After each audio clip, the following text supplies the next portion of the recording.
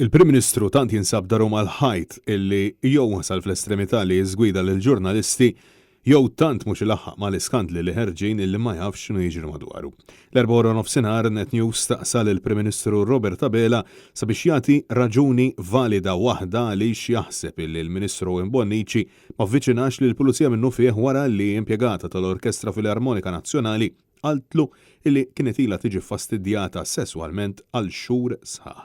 Iżda minnu fih Robert Abela ħareġ u għal Bonnici. Il-Ministru Bonnici ħad deċiżjonijiet li kellu jieħu. Fil-qorti issemma kif il-vittma ta' fastidju sessuali appellat kemm il-darba lil kap eżekuttiv tal-orkestra Sigmund Mifsud biex jintervjeni minħabba dak illi kienet jiġri b'Mifsud jgħidilha illi qed taġġibhom u teżaġera.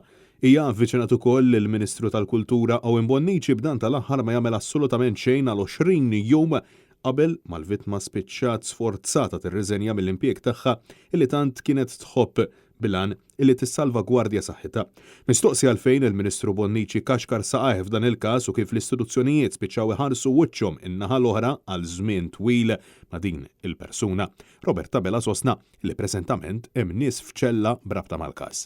L-istituzzjoni tħadmu tant li hemm nies ġol faċilità. Stenna 20 jum qabel ma mar għand il-pulizija. Hemm nies li qegħdin ġol faċilità detenuti maqfulin ġo ċella fil-faċilità korrettiva ta' Kordin. U hawn fejn il-Prim Ministru żbalja meta b'konvinzjoni saħaq illi preżentament hemm xi ħadd il-ħabs brabta ma' dan il-każ għaliex il-fatti huma mod ieħor. Ir-raġel li wettaq il-fastidju sesswali ingħata sentenza sospiża filwaqt li Sigmund Mifsud, il-kap eżekuttiv tal-orkestra, qiegħed barra bi pleġġ. Dan ifisser li Abela jew m'għandux idea x'inhu jiġri jew prova jinganna bil-poplu għaliex fil-ħabs m'hemm ħadd brabta mal-każ. Net News staqsa lil uħud mill-membri tal-kabinett ta' Robert Abela x'kienu jagħmlu f'każ simili bil-Ministru Rodrigue Galdes u s-Segretarju Parlamentari Chris Bonnet, it-tnejn jisħqu illi kienu jmorru għand il-Pulizija u jitolbu investigazzjoni immedjata.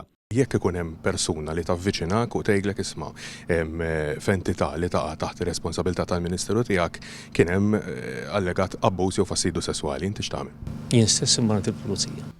Ovvjament għan nimxi mal-liġijiet u nitlob l-investigazzjoni neċessarji u mbagħad nimxu minn hemmhekk. U meta Net News staqsa lill-Prim Ministru min se jkun qiegħed jerfa' r-responsabilità politika għal dak li seħħ fl-orkestra u saħaq li jinsab sodisfatt bid-deċiżjonijiet illi ħa Owen Bonnici. Ma mhux fuq responsabilità kriminali qed ngħid responsabilità politika. Il-Ministru Bonnici ħa id-deċiżjoni li kellu jieħu. Francesco Catania għal Net News.